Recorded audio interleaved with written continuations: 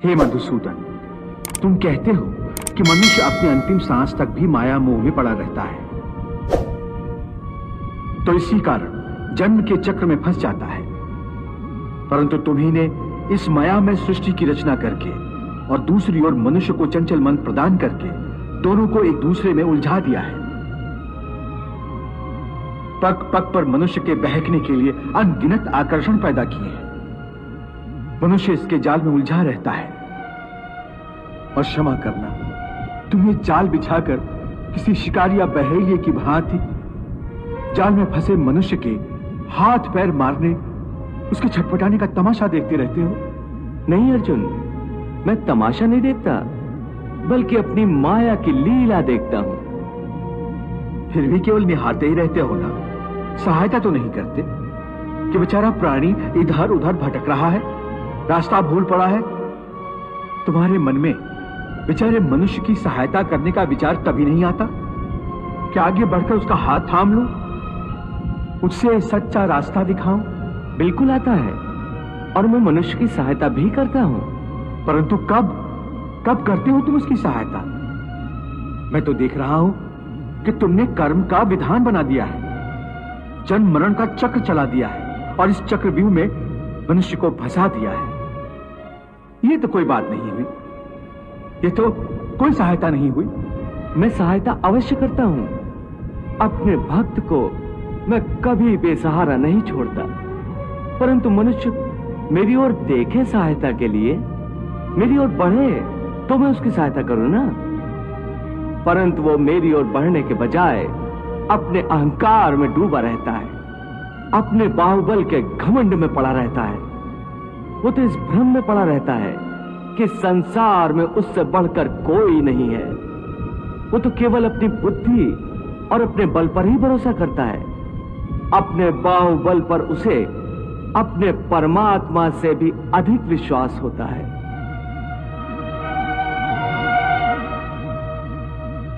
अपने रास्ते से भटके हुए मनुष्य की सहायता के लिए आखिर तुम उससे क्या चाहते हो?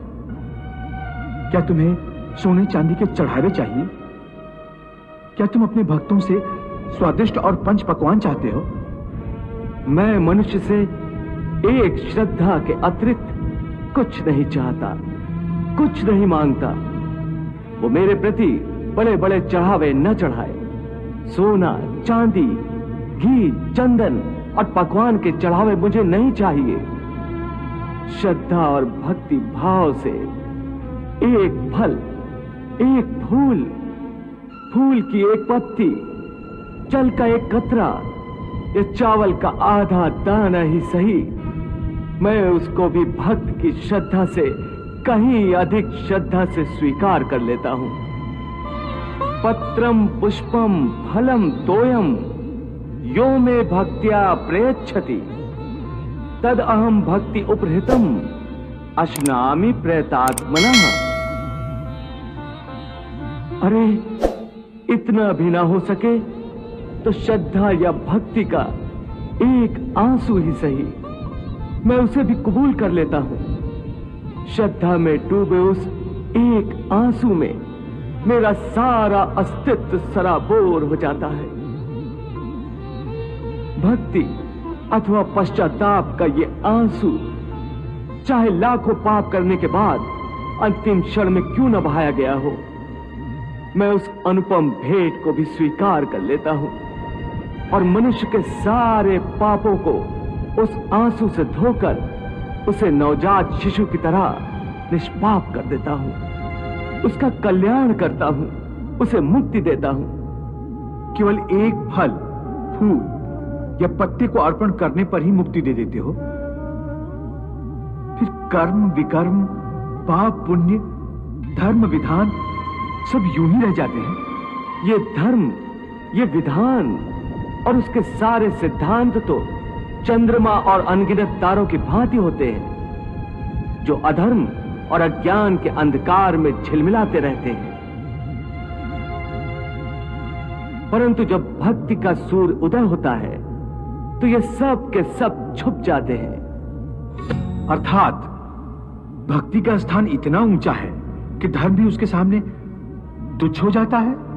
हाँ, परंतु आसक्ति से रहित भक्ति, जिसके लिए किसी पंडित प्रवचन, किसी पूजा सामग्री की कोई आवश्यकता नहीं। हाँ, केवल एक शर्त है। वो शर्त क्या है मधुसूदन? पूर्ण श्रद्धा और पूर्ण भक्ति से अपने आप को, अपने सारे कर्मों को मेरे प्रति समर्पित कर दो। बस मैं अपने ऐसे भक्त को सब कुछ भुलाकर उसे मुक्ति दे देता हूं। हे अर्जुन, भक्ति का स्थान इतना ऊंचा है कि अपने सच्चे भक्तों की मैं स्वयं भक्ति करता हूं। ये क्या कह रहे हो मधुसूदन? भला परमात्मा होकर तुम किसी भक्त की भक्ति कैसे कर सकते हो? यदि परमात्मा भी भक्त हो गया तो फिर दोनों में क्या अंतर रह जाएगा? यही अंतर तो मिटाना चाहता हूं मैं। भक्त और भगवान के बीच कोई सीमा रेखा नहीं खिंचती। भक्ति तो भगवान और भक्त के बीच एक पवित्र रिश्ता है। जैसे प्रेम किसी प्रेमिका और उसके प्रेमी को एक बंधन में बांधकर एक कर देता है, उसी प्रकार भक्त के द्वारा भक्त अपने भगवान में तथा भगवान अपने भक्त में समा जाते हैं।